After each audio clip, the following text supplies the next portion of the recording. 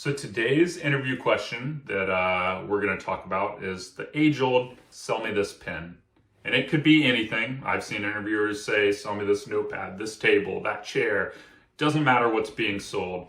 But this is an age-old question because selling is so important for any role, not just sales. While you could almost undoubtedly expect that type of question for like a sales role, you could also see it in other roles if you think about it. Any corporate employee is potentially advocating for resources. That's selling someone on why you need the resources, not another team. They could be convincing someone of a decision. They could be, even like a customer service type of rep position. You may not be selling a product. You're still kind of selling an experience to the customer. You're selling yourself for promotion when that time of the year comes around. You're trying to sell your boss on why you deserve a promotion. So sales, super important. Sell me this pen, just one of many ways to go about it that you could see in an interview. So now jumping into the question itself, there are really three reasons it might be asked, kind of three things the interviewer could be generally looking to get out of it. And like I always, go to my fundamental of understanding where the interviewer is coming from always helps you know how to direct your strategy. So number one, the sales technique, like we just talked about, whether it's a design sales role or not, there's some element of your sales technique and understanding the customer needs and how to help find a solution with them that the interviewer could be looking for. Number two, how you handle pressure and objections. And number three, just your confidence, general ability to have this unstaged, impromptu conversation. So that's what the interviewer's looking like. Unlike many interview questions, this is a little bit more of a pass-fail type of situation. Like, you'll know if the interviewer bought it. Maybe they'll feel nice and just say, "Okay, I'll buy your pen," to end it. But generally, you're going to know if they bought into what you were saying or not, and how it went. It's not, unlike some open-ended questions where everyone's going to have a different experience and different answer. This one, there's kind of a specific way to go about it.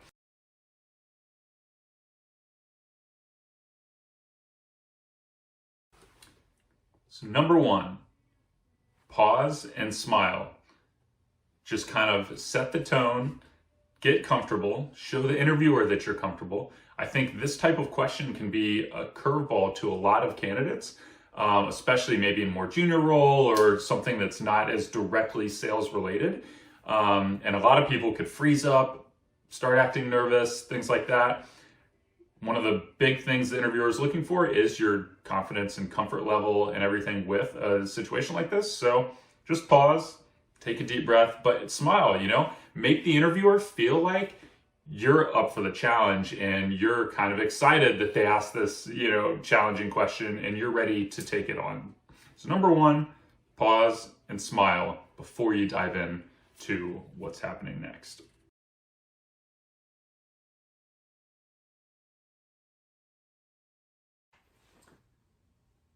Number two, this is kind of a do and a don't simultaneously here. Don't just jump into telling them why they want this pen. That's the biggest rookie mistake. It's the trap of this entire question that a lot of people do is start telling and talking and just going, you want this pen because it's got, it's really comfortable. It's got great ink capacity. It's stylish. No, none of that matters. Don't talk about the pen.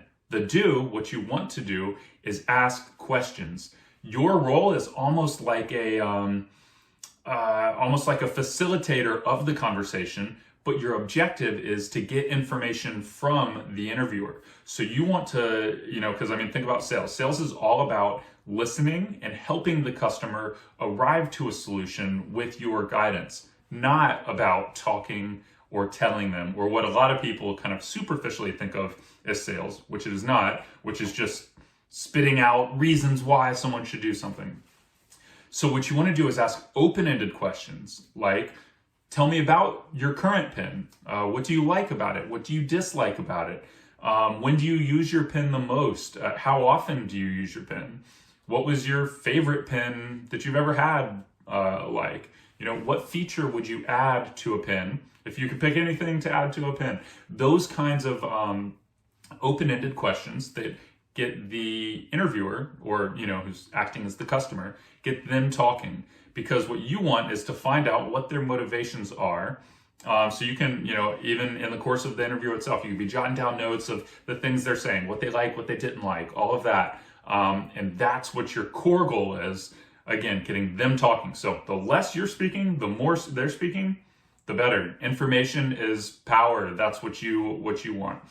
So that's kind of step 2 there. Ask open-ended questions, and don't just tell and speak, about the pen.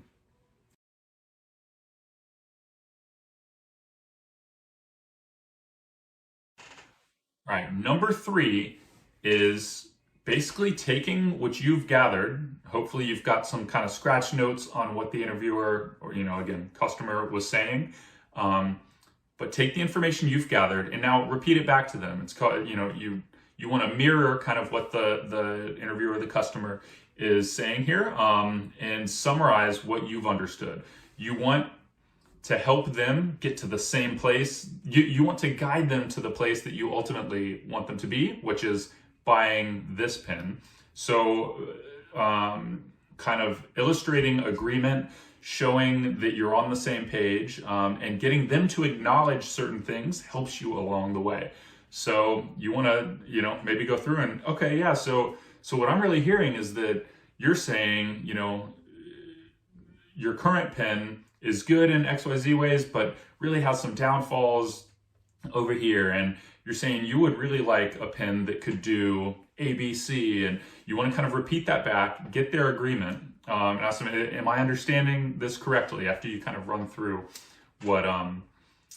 what you've heard. And you want their acknowledgement. This is a crucial step in the sales process, and for this interview question, you want to get their agreement that what you're summarizing here is accurate. And that's going to be crucial for setting you up for the next steps that are coming.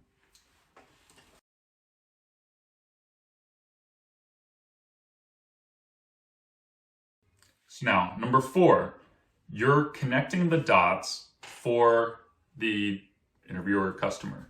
What that means, you want to describe, at this point, describe how your pen meets everything that you've just inferred from them. So they've just told you that they like XYZ in a pen.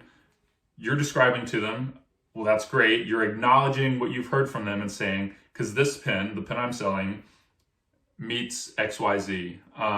You're saying, you've inferred from them that their current pen doesn't have ABC, and they really like ABC. You're showing them that the pen you're selling has ABC. This is all about connecting the dots. This is why the last step was so crucial, that you've gotten their agreement on you having correctly understood what their current pen's missing and what they like and want and need in a pen. And you're connecting those dots for them, continuing to get their acknowledgement along the way.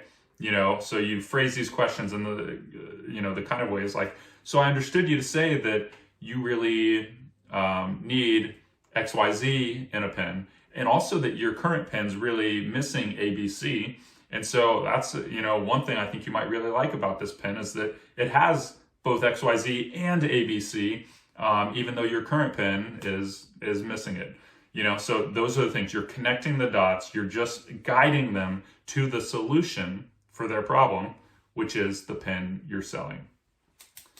And then along the way, of course, the more you can continue to get their acknowledgement, continue them on the path of agreeing and understanding and seeing it, you can continually throw in things like, am I understanding this correctly? Or would you agree that that's good about, this pen? Like, you want to continue bringing them along and keeping them engaged. So again, you're not just spitting out, so see, these are all the reasons you want this pen. You're engaging with them, helping them find the solution on their own, but through your guidance.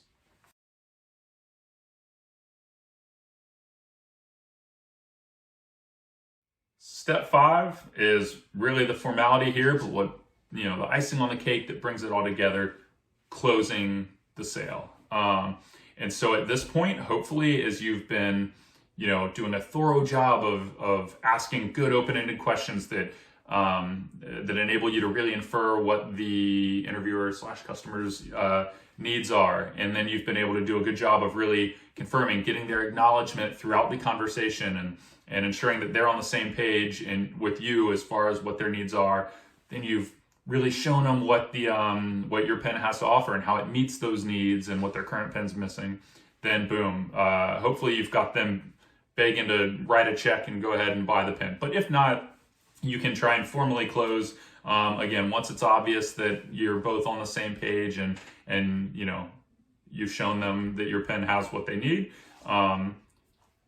you could just ask for their business kind of directly. So, for example, hey, so I'm hearing us really agreeing on what your needs are in a pen, what your current pen's missing, and how this pen is able to meet those needs.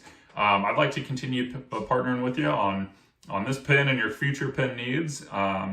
Would you do business with me? Something as straightforward and simple as that, but asking for the business if it hasn't naturally drawn to that point yet.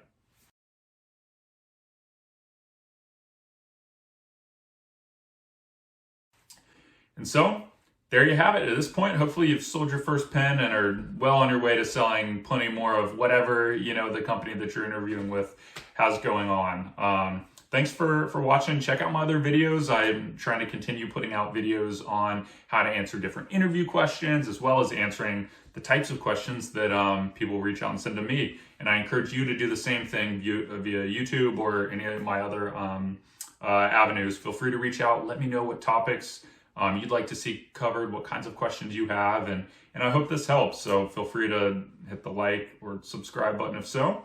And thanks. Have a good one.